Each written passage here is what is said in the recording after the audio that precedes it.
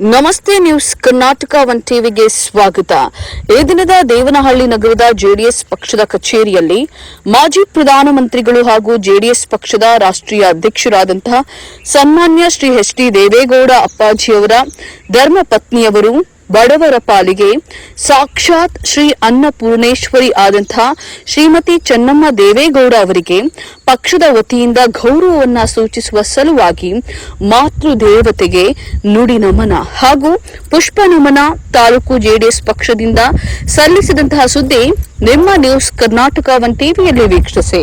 ಮಾಜಿ ಪ್ರಧಾನಿ H D ದೇವೇಗೌಡರವರ ಧರ್ಮಪತ್ನಿ ಕರುಣಾಮಯಿ ಮಮತಾಮಯಿ ಅನ್ನಪೂರ್ಣಿಯಾಗಿದ್ದಂತಹ ಶ್ರೀಮತಿ ಚೆನ್ನಮ್ಮ ದೇವೇಗೌಡರವರು ದಿನಾಂಕ 18/7/2026 ಶನಿವಾರದಂದು ಶಿವೈಕ್ಯರಾದರು.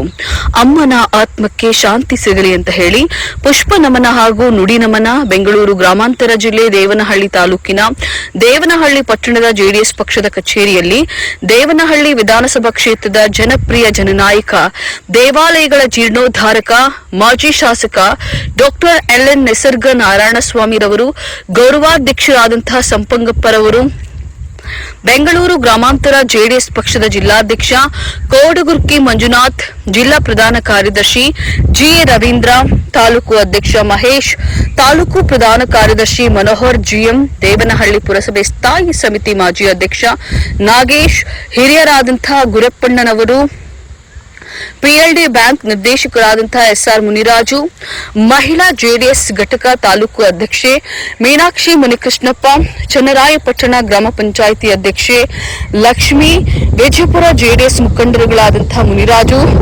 ಶ್ರೀರಾಮಣ್ಣ, ರಾಮು, ಹೋಚಲ್ ಮಲ್ಲಿಕಾರ್ಜುನಯ್ಯ, ದಂಡಿಗಾನಹಳ್ಳಿ ನಾರಾಯಣಸ್ವಾಮಿ, ಚಿಕ್ಕನಹಳ್ಳಿ ಸುಬ್ಬಣ್ಣ, ತಾಲೂಕಿನ ಜೆಡಿಎಸ್ ಮುಖಂಡರು, ಎಲ್ಲ ತಾಲೂಕುಗಳ ಹೋಬಳಿಗಳ ಘಟಕಗಳ ಪದಾಧಿಕಾರಿಗಳು, ಮಹಿಳಾ ಘಟಕಗಳ ಪದಾಧಿಕಾರಿಗಳು, ಘಟಕಗಳು ಉಪಸ್ಥಿತರಿದ್ದು ಪುಷ್ಪ ನಮನ ಹಾಗೂ ನುಡಿ ನಮನವನ್ನ ಸಲ್ಲಿಸಿದ್ರು.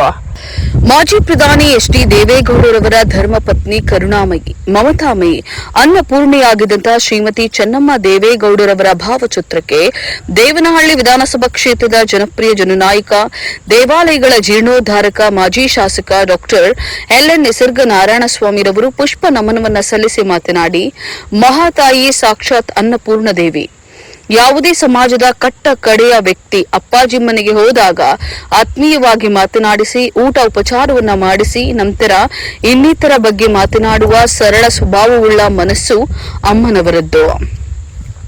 ದೇವೇಗೌಡ ಅಪ್ಪಾಜಿರವರು ಕುಮಾರಣ್ಣರವರು 2 ಬಾರಿ ಮುಖ್ಯಮಂತ್ರಿ ಆಗಿರೋದು ಮಹಾತಾಯಿ ಅಮ್ಮನವರ ಕೃಪೆಯಿಂದ. ಮಾಜಿ ಪ್ರಧಾನಮಂತ್ರಿಗಳು ಹಾಗೂ ಜೆಡಿಎಸ್ ಪಕ್ಷದ ರಾಷ್ಟ್ರೀಯ ಅಧ್ಯಕ್ಷರಾದಂತಹ ಸನ್ಮಾನ್ಯ ಶ್ರೀ ಎಚ್ ಡಿ ದೇವೇಗೌಡ ಅಪ್ಪಾಜಿಯವರ ಧರ್ಮಪತ್ನಿಯವರು ಬಡವರ ಪಾಲಿಗೆ ಸಾಕ್ಷಾತ್ ಶ್ರೀ ಅನ್ನಪೂರ್ಣೇಶ್ವರಿ ಆದಂತಹ ಶ್ರೀಮತಿ ಚೆನ್ನಮ್ಮ ದೇವೇಗೌಡರವರಿಗೆ ದಿನಾಂಕ 30/7/2026 ಗುರುವಾರ ಬೆಳಗ್ಗೆ 11 ಗಂಟೆ ಹಾಸನ ಜಿಲ್ಲೆ ಹೊಳೆನರಸೀಪುರ ತಾಲೂಕು ಶ್ರೀ ರಂಗನಾಥ ಸ್ವಾಮಿ ಬೆಟ್ಟದ ತಪ್ಪಲು ಮಾವಿನಕೆರೆ ಶ್ರೀಮತಿ ಚೆನ್ನಮ್ಮರವರ ಪವಿತ್ರ ಸಮಾಧಿ ಹತ್ತಿರ ಈ ಶ್ರದ್ಧಾಂಜಲಿ ಸಭೆ ನಡೆಯಲಿದೆ. ಅದರಿಂದ ತಾಲೂಕಿನಾದ್ಯಂತ ಜೆಡಿಎಸ್ ಮುಖಂಡರು, ಕಾರ್ಯಕರ್ತರು, ಅಭಿಮಾನಿಗಳು ಹೆಚ್ಚಿನ ಸಂಖ್ಯೆಯಲ್ಲಿ ಭಾಗವಹಿಸಿ ಅಗಲಿದ ಚೇತನಕ್ಕೆ ಚಿರಶಾಂತಿ ಕೋರೋಣ ಅಂತ ಹೇಳಿ ವಿನಮ್ರವಾಗಿ ಪ್ರಾರ್ಥಿಸುತ್ತೇನೆ ಅಂತ ಹೇಳಿ ತಿಳಿಸಿದ್ರು. ಯಾಕೆಂತೇಳಿದ್ರೆ ಸಾಕ್ಷಾತ್ ಅನ್ನಪೂರ್ಣೇಶ್ವರಿಗೆ ಅಂತ ನಾವೆಲ್ಲ ಮಾತನಾಡಬೇಕಂತ ಹೇಳಿದ್ರೆ ಅದಕ್ಕಿಂತ ಮೀರಿ ನಾವು ದೇವತೆ ಹೇಳೋದಿಲ್ಲ. ನಾವು ದೇವರಲ್ಲಿ ಜಾತಿ ಭೇದ ಇಲ್ಲ ಅನ್ನೋದನ್ನ ನಾವೆಲ್ಲ ಕಡೆ ನೋಡಿದ್ದೀವಿ. ದೇವರಿಗೆ ಯಾವುದೇ ಜಾತಿ ಯಾವುದೇ ಭೇದ ಇರಲ್ಲ.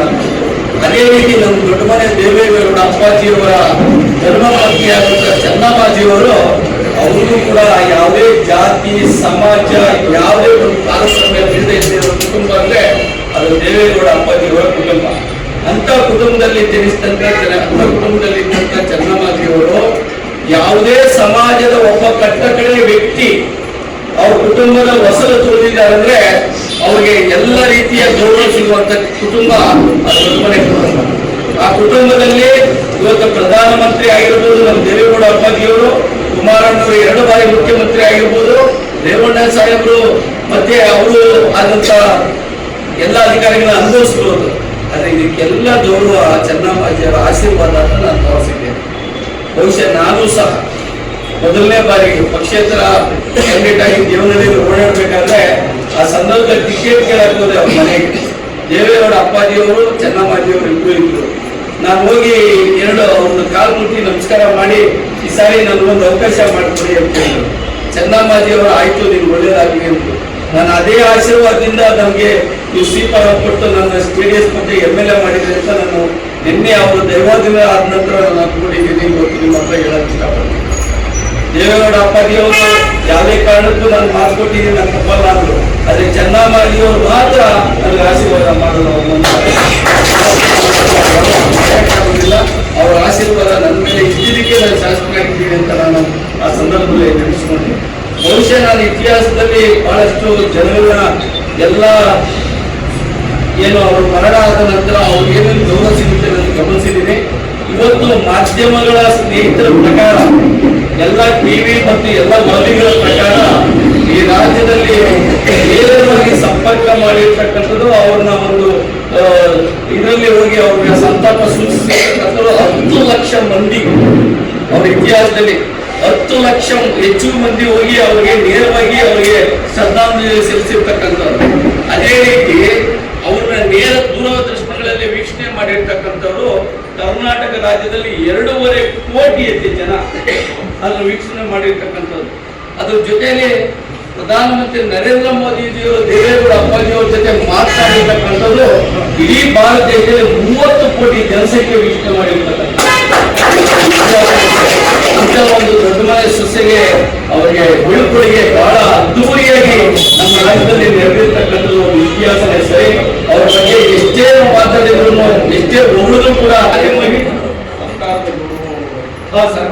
ಸರ್ಕಾರ ಕೂಡ ಅವ್ರಿಗೆ ಏನ್ ಗೌರವ ಕೊಡ್ಬೇಕು ಕೊಡುವಂತ ಮಟ್ಟಕ್ಕೆ ಅವ್ರು ಆಹ್ವಾನ ಮಾಡ್ಕೊಂಡಿದ್ದಾರೆ. ಅಂದ್ರೆ ನೀವು ಅರ್ಥ ಮಾಡ್ಕೊಳ್ಳಿ, ಒಬ್ಬ ಗ್ರಾಮ ಪಂಚಾಯತಿ ಇಲ್ಲ, ಒಬ್ಬ MLC ಇಲ್ಲ, ಒಬ್ಬ MLA ಇಲ್ಲ, ಒಂದು ಯಾವುದೇ ಒಂದು ಹುದ್ದೆಯಲ್ಲಿ ಕೂತ್ಕೊಂಡಿಲ್ಲ, ಆದ್ರೂ ಕೂಡ ಸರ್ಕಾರನೂ ಹೋಗಿ ಗೌರವ ಕೊಡ್ತಾರೆ. ಆ ತಾಯಿ ಬಗ್ಗೆ ಎಷ್ಟು ಅಪಾರವಾದಂತ ಭಕ್ತಿ ಇದೆ ಅನ್ನೋದನ್ನ ನಾವೆಲ್ಲ ಅರ್ಥ ಮಾಡ್ಕೊಳ್ಬೇಕು ಅಂತ ನಾನು ಈ ಸಂದರ್ಭದಲ್ಲಿ ಹೇಳಕ್ ಇಷ್ಟಪಡ್ತೀನಿ. ಮಾಜಿ ಪ್ರಧಾನಿ HD ದೇವೇಗೌಡರವರ ಧರ್ಮಪತ್ನಿ ಕರುಣಾಮಯಿ, ಮಮತಾಮಯಿ, ಅನ್ನಪೂರ್ಣೆಯಾಗಿದ್ದಂತಹ ಶ್ರೀಮತಿ ಚೆನ್ನಮ್ಮ ದೇವೇಗೌಡರವರ ಭಾವಚಿತ್ರಕ್ಕೆ ಬೆಂಗಳೂರು ಗ್ರಾಮಾಂತರ ಜಿಲ್ಲೆ JDS ಪಕ್ಷದ ಜಿಲ್ಲಾಧ್ಯಕ್ಷ ಮಾತನಾಡಿದರು.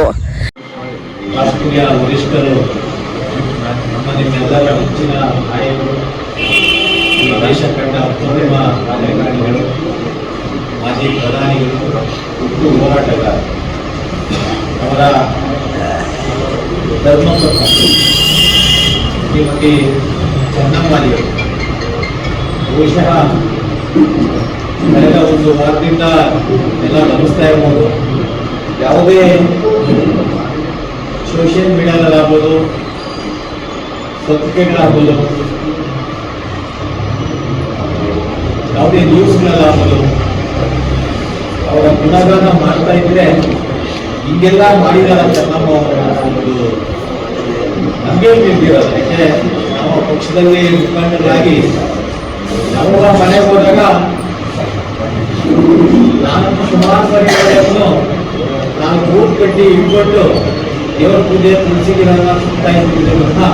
ಬರಪ್ಪ ಕೂತ್ಕೊಂಡು ಕಾಫಿ ಆಯ್ತಾ ತಿಂಡಿ ಮಾಡಿ ಇಷ್ಟೇ ಹೇಳ್ತಾ ಇದ್ದಿದ್ದೆ ಹೊತ್ತು ಯಾರಪ್ಪ ಏನಪ್ಪ ಯಾರು ನೋಡ್ಕೊಳ್ಬೇಕು ಹೇಗಿಲ್ಲ ಇಷ್ಟೇ ಹೇಳ್ತಾ ಇದ್ದ.